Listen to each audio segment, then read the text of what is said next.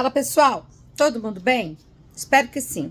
Olha só, já tô aqui na minha cozinha, pronta para fazer as coisas do dia a dia, né? Mas eu queria mostrar para vocês que eu já deixei aqui o meu levain crescendo.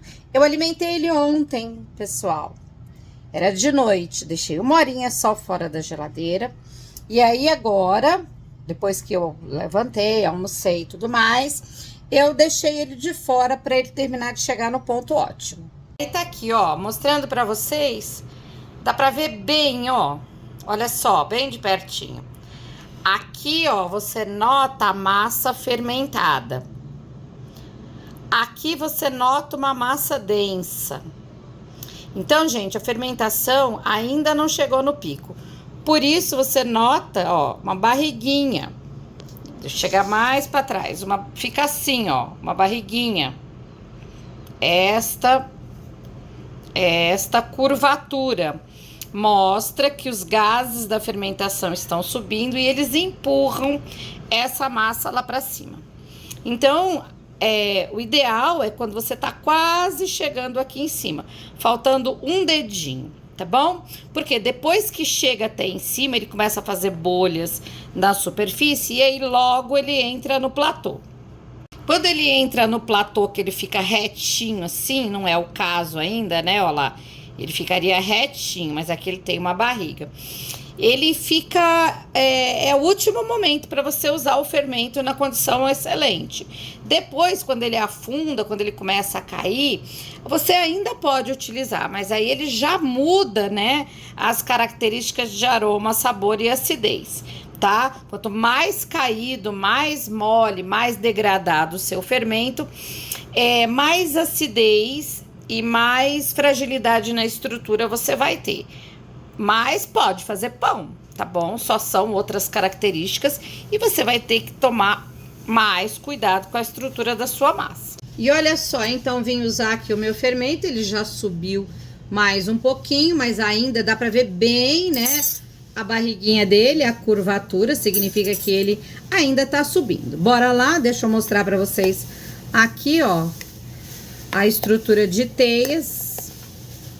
E ó, tá bem forte ainda a estrutura de glúten do meu fermento. E o aroma frutado, tem acidez nenhuma. Então daqui vai fazer pão. E o que sobrar ainda dá para guardar na geladeira sem precisar alimentar, porque ele ainda não chegou no platô, tá bom? Então tem bastante, eu vou usar só 150 gramas. O resto é minha isca mãe e volta pra geladeira. Se tivesse caído, se já tivesse degradado, aí eu teria que alimentar, tá bom? Mas ela vai aguentar na geladeira mais uns 2 ou 3 dias. Vamos dar uma olhadinha aqui nessa massa. Uma massa super hidratada. 85% de hidratação. Vamos lá, dar uma olhadinha. Ó, Ave Maria, que beleza. Mais um pouquinho aqui. Ó. Olha só, meus amigos, uma massa super hidratada, mas com estrutura de glúten bem estabelecida. Eu coloquei aqui nessa massa azeite e alecrim desidratado, alecrim seco. E agora vou acrescentar do lado de fora da amassadeira, eu vou acrescentar provolone. E vou fazer essa combinação que eu acho incrível, azeite, alecrim e provolone, tá bom? Essa massa é 100% levain, então só vou assar amanhã, tá? Mas olha só que beleza! Essa farinha é uma farinha que eu tô usando pela primeira vez. É a Milano da Pazini, a Embramex que mandou pra nós aqui. E vamos ver como é que ela se comporta até o final do processo. E aqui, tô limpando a minha NA6, eu gosto de mostrar pra vocês, ó.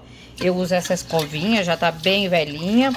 Coloco água aqui e vou esfregando, porque bucha, gente, aquele lado verde, ele prejudica, né, essa camada protetora que vem na parte interna da cuba da amassadeira. tá? Então eu gosto de usar esse tipo de escovinha que limpa bem limpinho. Depois só vir com uma buchinha macia e remover o excesso de água, sujeira e tudo mais. Tá bom? E é isso aqui. E aí, gente, que tá um calor daqueles aqui em São Paulo, aqui na minha cozinha batendo 28 graus. Então, como eu estou trabalhando com equipamento, eu uso uma técnica diferente da técnica da terapia do pão. Eu faço autólise de um dia para o outro na geladeira, porque estou trabalhando com farinhas de alta força, que essa Milano é uma farinha bastante forte. Também deixo o meu levain alimentado de um dia para o outro, para que o levain entre bem gelado na massa. E trabalho com tudo gelado aqui. Faço dupla hidratação, vou pingando água na amassadeira enquanto ela bate, até atingir o ponto ótimo de absorção de água da farinha.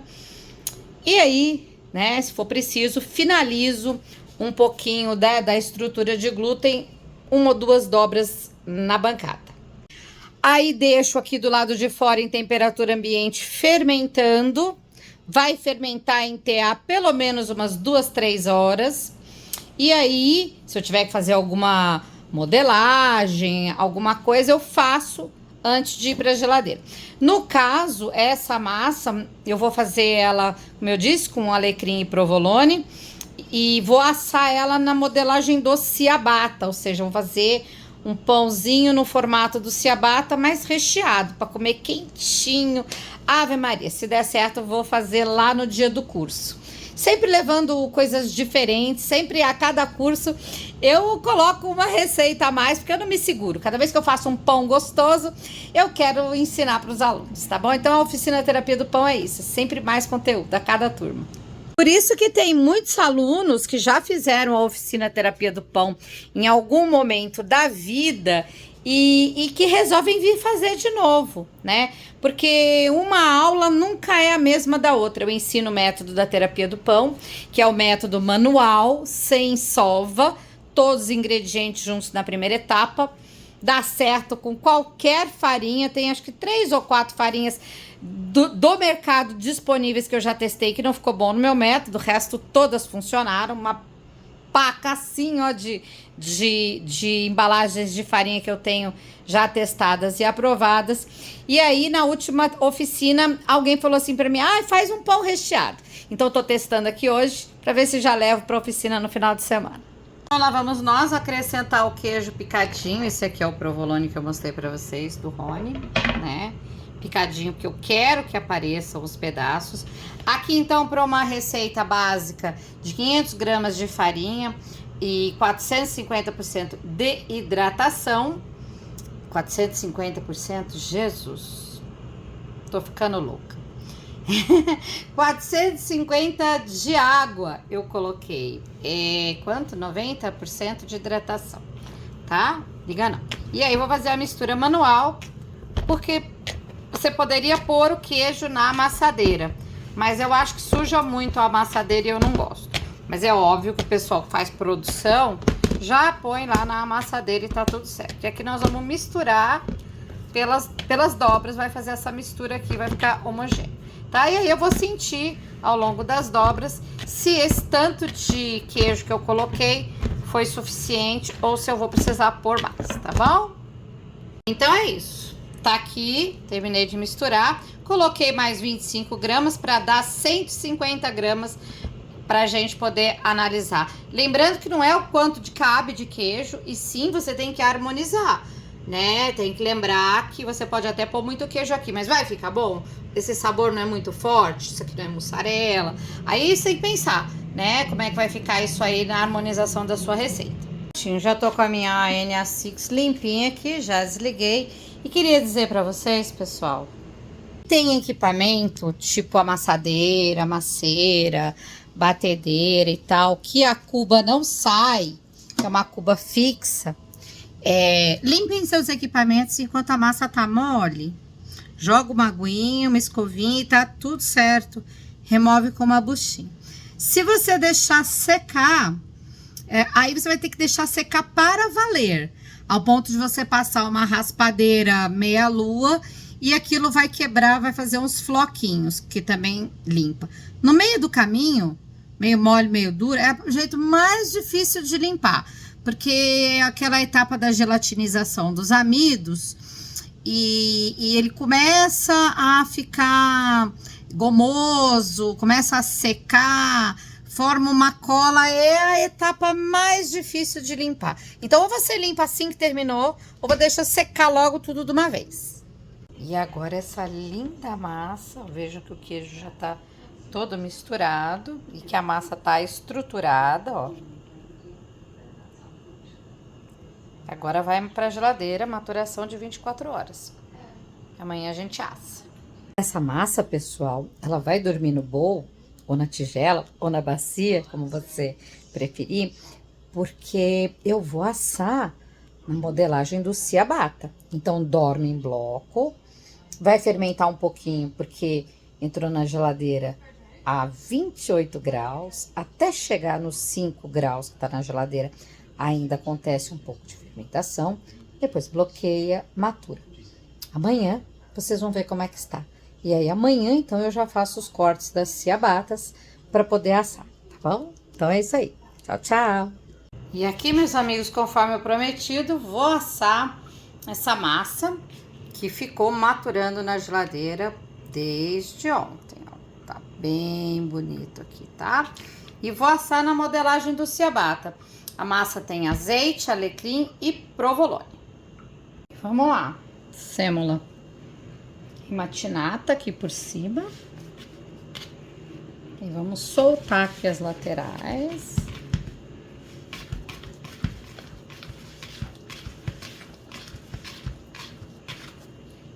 E virar.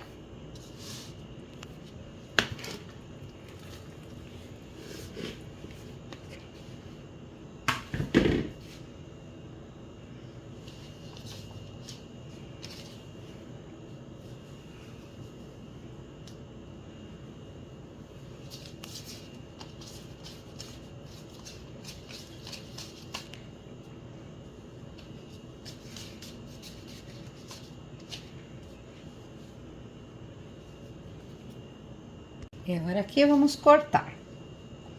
Vou cortar em 3.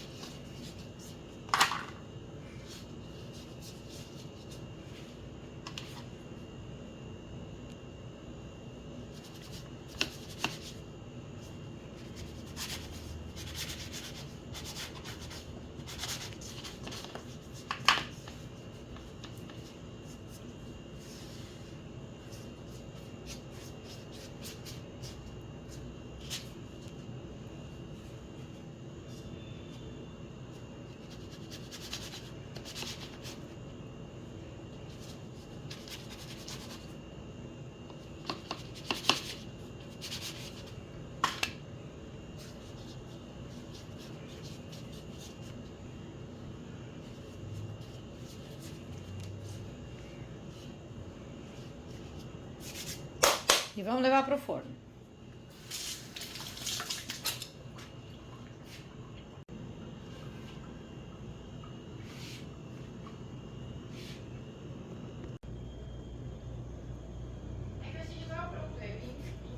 Então está pronto.